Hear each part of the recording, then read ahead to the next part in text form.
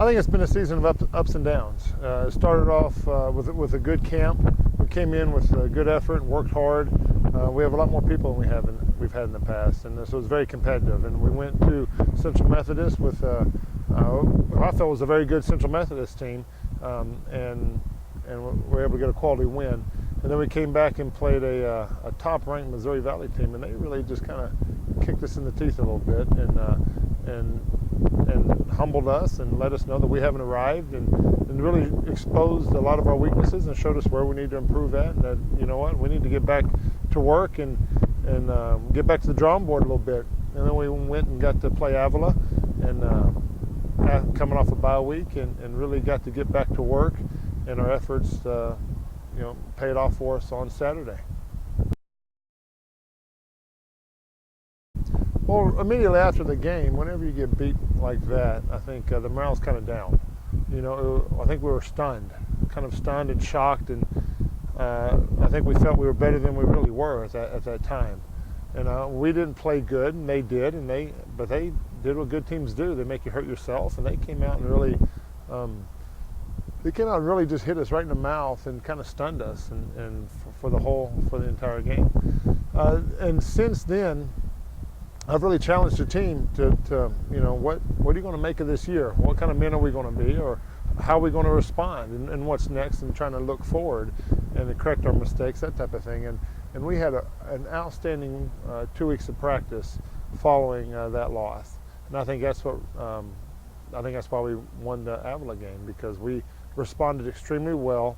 The leaders stepped up and kind of took command of the team a little bit, and took some accountability on their shoulders, and decided to come to work and really try to turn this thing around. Oh, well, Don Hudson is a junior college receiver that we brought in late, and he didn't really play a lot in the first game because he had just gotten here. We were already in the camp when he arrived, when we brought him in. And then the second game, Missouri Valley game, he was injured a little bit. But he knows this offense. He's a big-time playmaker. He's tall. He catches extremely well, runs good routes, is willing to block for you. And, the last 4 years we've had, Juan Redmond at that position, and has played extremely well. And I think LaDon comes in and gives us that type of weapon once again, and his ability to block linebackers as well as stretch the field vertically and jump over defenders and catch the ball. I think it's going to be a force to be reckoned with in the near future.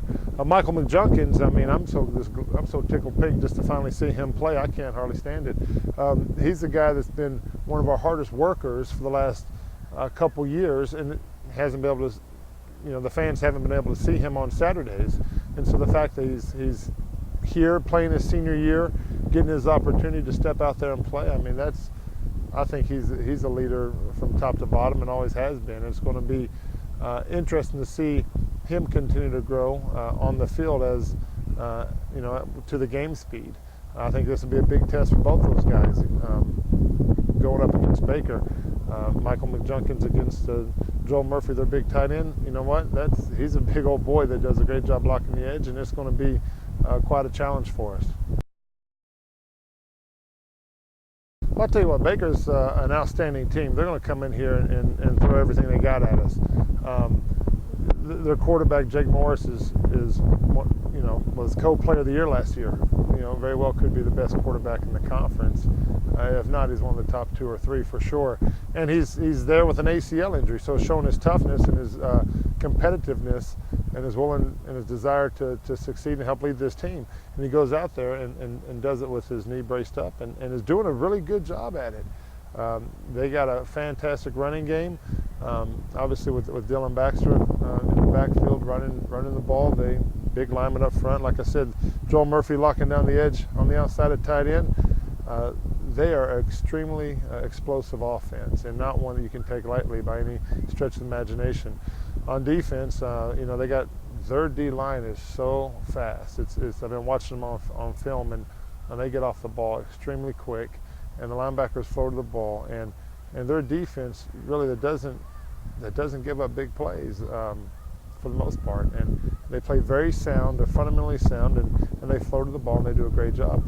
And I expect this game to be no different than the Baker games we've had in the past. Almost all the ones that I've been a part of here have come down to the very last drive, and you know they're an outstanding team, and they're going to come in here and play good, solid football. And in order to beat them, you're going to have to play solid football yourself and not hurt yourself, not turn the ball over. You know, you can't afford personal fouls and the penalties that continue drives for them. And when the plays present themselves, you got to make that play. You know, whether that's running the ball or catching the ball or making the tackle. You know, you got to make the play. And I think the team that goes out there and plays you know, the most sound game without hurting themselves, I think that's the team that's going to come out on top.